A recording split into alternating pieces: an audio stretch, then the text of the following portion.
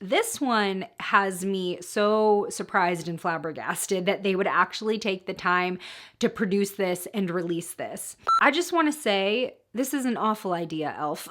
Today we're keeping it casual. We're gonna be sitting and chatting about new 2022 drugstore makeup releases. This new drugstore makeup has either just come out or it's about to. I wanna share what I'm excited to try and what I'll be skipping. Super excited to hear your thoughts on all of it as well. We're gonna get straight into it, but first, if you're new here, hi, my name is Miranda. Welcome to my channel where we talk all things budget beauty. If that sounds interesting to you, then become the newest member of the Slashed Squad by hitting subscribe and the bell icon. First, I wanna talk about Essence. I am so happy and so excited that they are expanding their mini eyeshadow palette collection. I do have a whole video where I share swatches and looks with the original 6 palettes, but they just released 2 more. As a refresher, these mini palettes have names that are basically puns on popular song names, and this first one is Chef's Kiss. So this new eyeshadow palette is named My Rose Will Go On. Obviously a play on My Heart Will Go On by Celine Dion, which was the main song from the Titanic movie,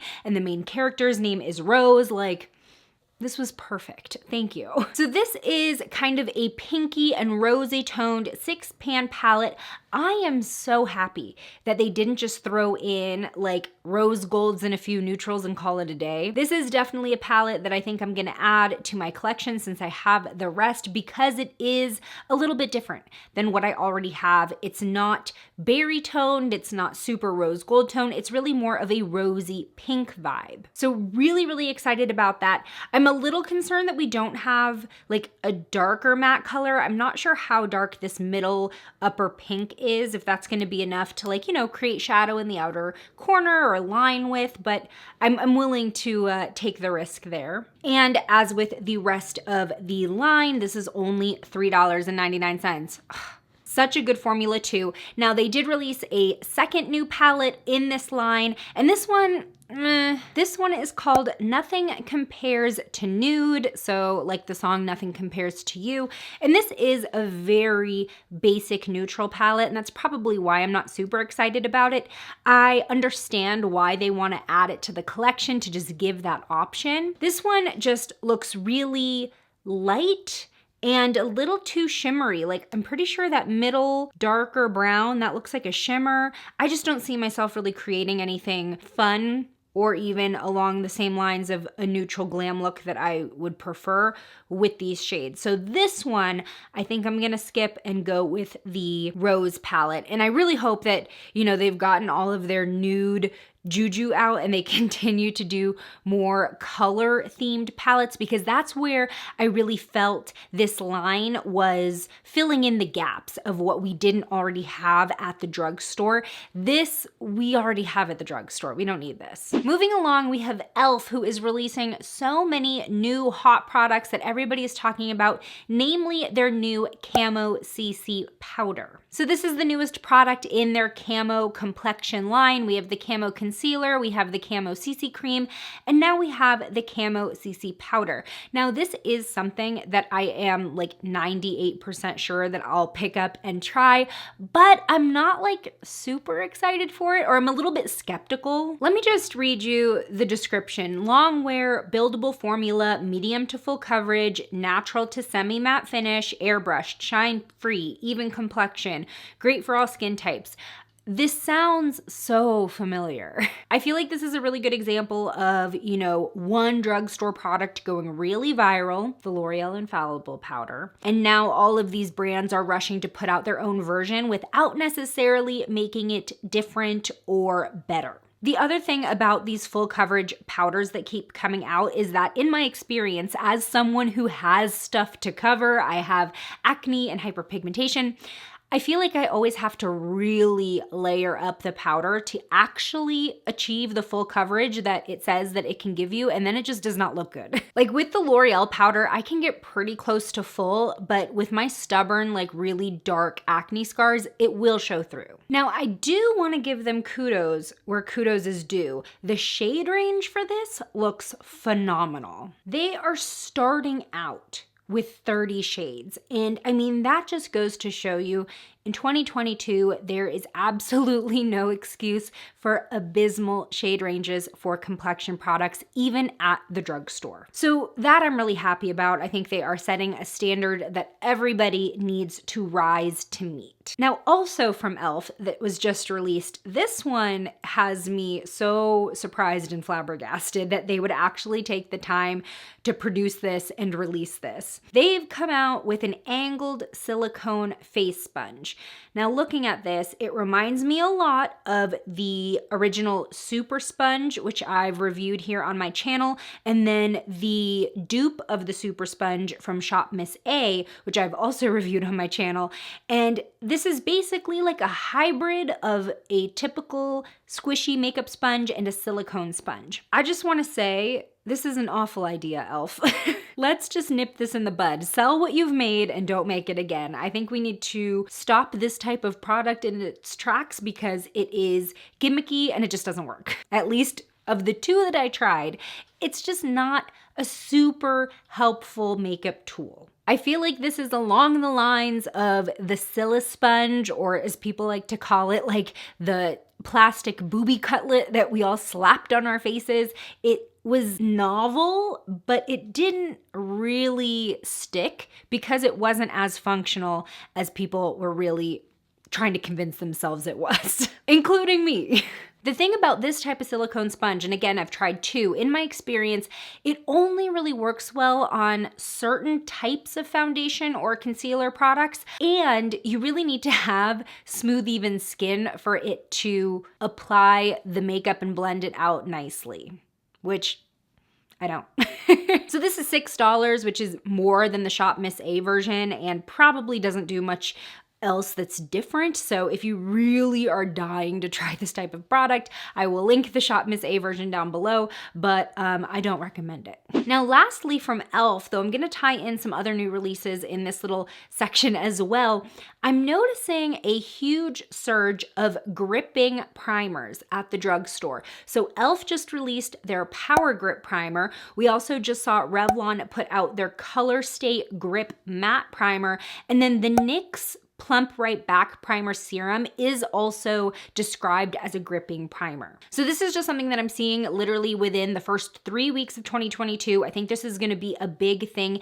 In general, I think the reason why we're seeing this so much is because, you know, we're living in this dichotomy of mask mandates, but also like social plans and things are starting to start again more regularly. So we have to find a way to make those meet in the middle with makeup that's not going to slip off our face easily. Now, gripping primer, the idea of a gripping primer is not necessarily new. It's been pretty normal in the higher end makeup realm, like Cover FX has a gripping primer that's really well known, but at the drugstore level, we haven't really seen this marketing language take place around primers yet. Also, Milk Makeup, the popularity of their Hydro Grip Primer, that I think probably has to do with why now all these drugstore brands are making gripping primers. So the idea of this primer, its main function is to really grip and hold on to the makeup that you apply over it so that it is long wearing, transfer proof, smudge proof, etc. So out of these three,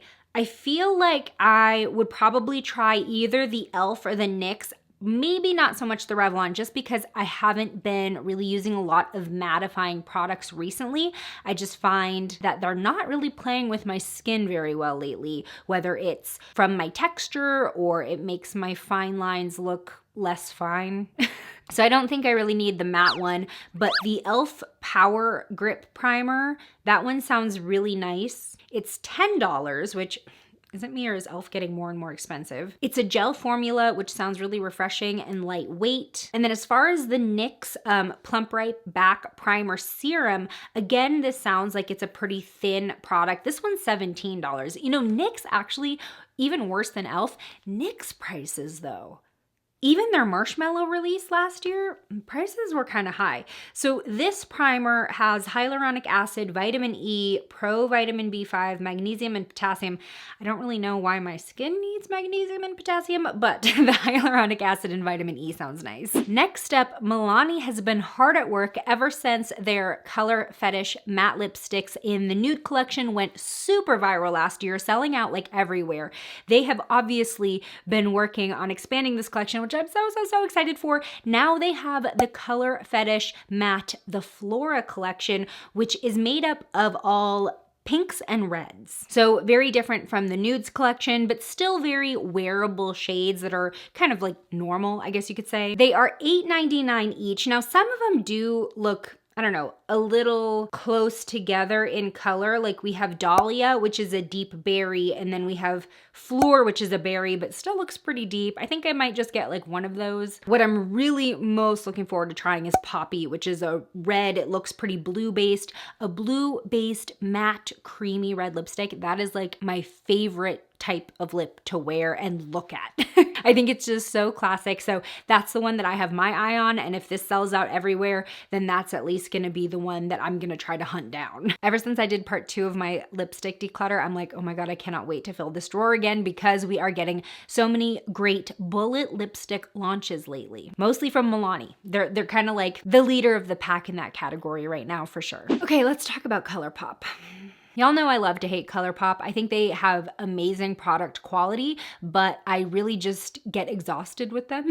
With the amount of releases that they pump out and then their lack of restocking what are supposed to be their core products, it just gets kind of overwhelming and underwhelming at the same time, and then I just don't want to buy anything. But they are coming out with these new quads. They look gorgeous. I have no idea when these are going to be released. I literally just saw them on Instagram yesterday. So these are all like fruit themed. We have Feelin' Coconutty, which is pretty cool tone neutrals. Strawberry Sweet, we've got a pop of hot pink in there and like a shimmery berry shade. On the Mango, we have 2 different orange tones and then a brown and a champagne. And then Acai You Baby, which is purple toned. What I'm really concerned about is the price of these, because the last time Colourpop released quads, they were $10 each. And $10 for a quad when Essence is out here putting out 6 pan palettes for $3.99?